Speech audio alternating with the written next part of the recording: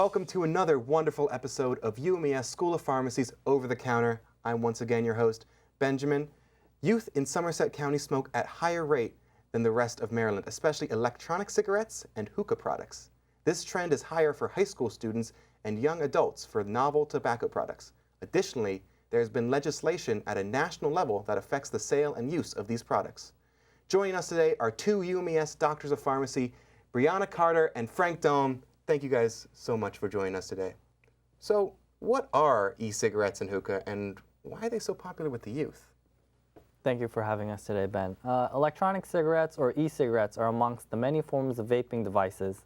These devices are operated by a battery and the individual must inhale through a mouthpiece. This allows the device to heat the liquid and produce an aerosol or smoke. The original hookah is a form of water pipe. They work by placing a heated coal over the shisha. Usually it's aromatic or flavored. The tobacco such as blueberry, lemon, or mint. Then the individual must inhale through a hose, which allows the smoke to pass through the water inside the base of the device. Hookahs, e-cigarettes, and other vaping devices specifically are being used more frequently amongst younger populations, including the middle and high school students. Several factors attribute to this spike.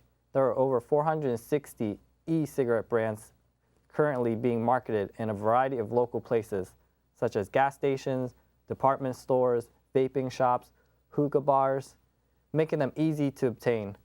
Most of the e-cigarette brands depict outgoing, vibrant, attractive young adults in their ads.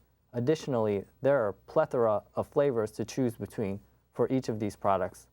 Unlike traditional cigarettes, e-cigarettes do not carry an odor, so some public spaces have not banned the public use. Hookah is commonly used in social settings, like at hookah bars. Somerset County youth continue to smoke at a higher rate than the youth in the rest of Maryland, with a dramatic increase in the use of smokeless tobacco products and electronic cigarettes and vaping. So, do e-cigs and hookah contain nicotine? Is it possible for someone to be addicted to them? For most e-cigarettes and shisha used inside of a hookah, they do contain nicotine. And nicotine is a powerfully addictive chemical agent. It has a dual effect on the body. At low levels, it works as a stimulant, and at higher levels, it activates the reward system, causing the neurotransmitter dopamine to be released.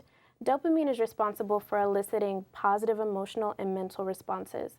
Your body will begin to crave more nicotine. The addiction of nicotine involves drug-reinforced behavior and compulsive use of the tobacco products. Nicotine found in these products can be variable. Some e-cigs come with 3% and others with 7% nicotine.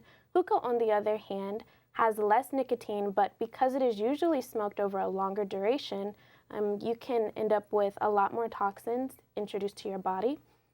There are nicotine-free products offered, but most studies show there are still trace amounts of nicotine and other harmful components.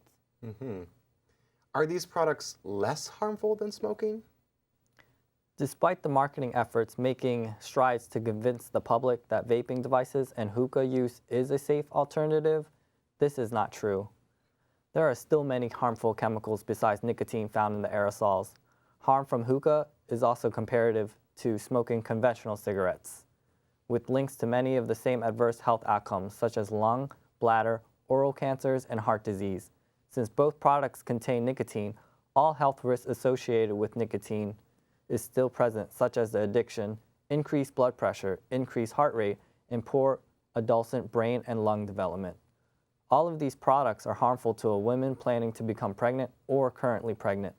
Some of the risks to the baby include low birth weight, premature birth, and developmental defects. Secondhand smoke from hookahs are considered toxic due not only to the smoke from the tobacco, but also from the heat source, which is usually charcoal. There is limited data on studies involving secondhand smoking from e-cigarettes, which show no significant short-term changes. Okay, but can they help you quit smoking, and what are the government regulations to e-cigs? So many studies show a mixed review. According to a review study, e-cigs with nicotine seem to help smokers stop in the long term compared to non-nicotine containing e-cigs.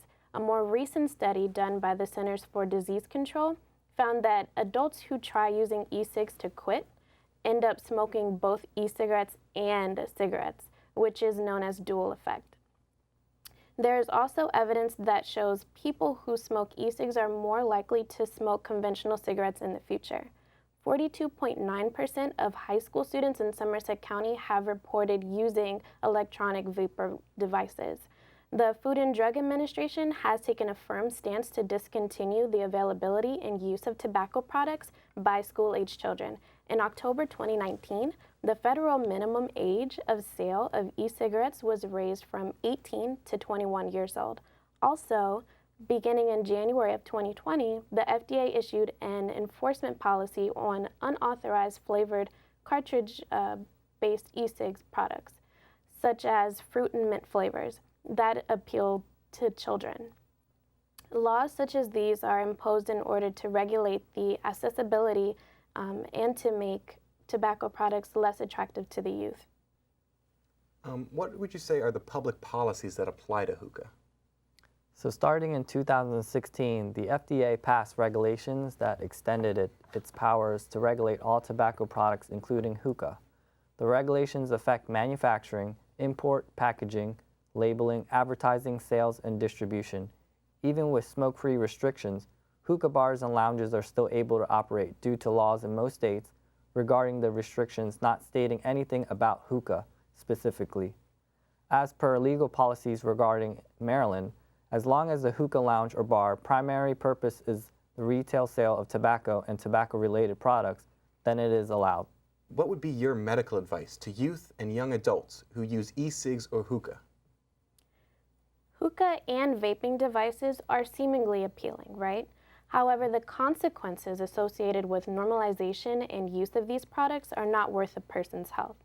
While using these products, people may feel happier, more attractive, included in their social groups, or content with its benefit as a pastime. However, there are many consequences with using hookah and e-cigarettes, some of which we still don't know. We would advise people to not use these products recreationally. If you are using these products currently to quit smoking, there are approved medications out there to help you quit that you should talk to either your pharmacist or a physician about. Additionally, you may call the Quit line at 1-800-QUIT-NOW to become abstinent with tobacco. All right. Well, that's all the time we have today. Thank you guys both so much. Once again, Brianna and Frank for joining us on Over the Counter. I've been your host, Ben. Thank you, and good night.